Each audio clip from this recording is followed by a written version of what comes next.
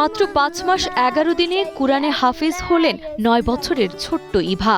এত অল্প বয়সে অল্প সময়েই পবিত্র কোরআনের ৩০ পারা হিফজ সম্পন্ন করে সে এক বিস্ময়কর দৃষ্টান্ত স্থাপন করেছে।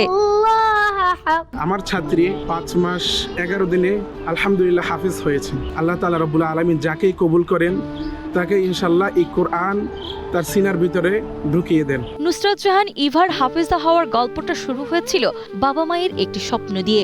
ইদ্রিস আলম মজুমদার ও নাসিমা আক্তারের ইচ্ছা ছিল তাদের ২ সন্তানই হবে কোরআনে হাফেজ।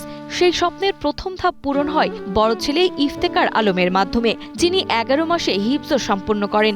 এরপর ছোট মেয়ে নুসরাতকে ভর্তি করানো হয় দারুল হুদা মহিলা মাদ্রাসায়। সেখানে মাত্র ৫ মাস ১১ দিনে পুরো কোরআন মুখস্থ করে সবাইকে তাক লাগিয়ে দেয় সে।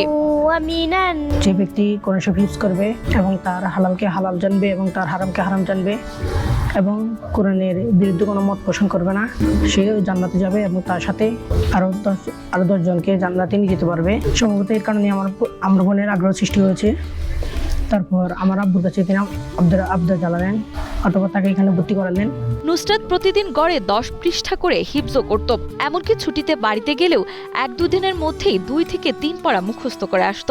অদম্য ইচ্ছাশক্তি, একাগ্রতা আর আল্লাহর রহমতে নুসরাত এই অসাধারণ সাফল্য অর্জন করেছেন বলে জানান নুসরাতের হিফজ শিক্ষক হাফেজ মাওলানা শহীদুল ইসলাম।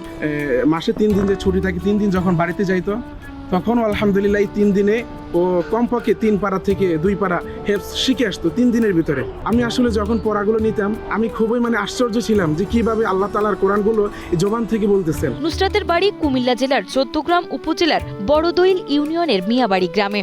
বর্তমানে তার পরিবার চট্টগ্রামের মিরসরাই উপজেলার বারিয়ারহাট পৌরসভা এলাকায় বসবাস করছে। সেখানকার মিরসরাই সদর ইউনিয়নে অবস্থিত দারুল হুদা মহিলা মাদ্রাসা ও এতিমখানা থেকেই নুসরাত এই কৃতিত্ব অর্জন করে। আমার হিফজ করতে অনেক সময় লেগেছে, প্রায় 11.5 মাস লেগেছে, কিন্তু আমার বোন প্রায় অর্ধেক সময় করে ফেলেছে। সুতরাং বুঝা যায় তার মেধা আমার থেকে অনেক বেশি। মাদ্রাসা শিক্ষকদের অবদান এখানেও তুলনীয়। যদি এই কষ্ট না করতেন তাহলে আমরা হাফেজ হতে পারতাম না।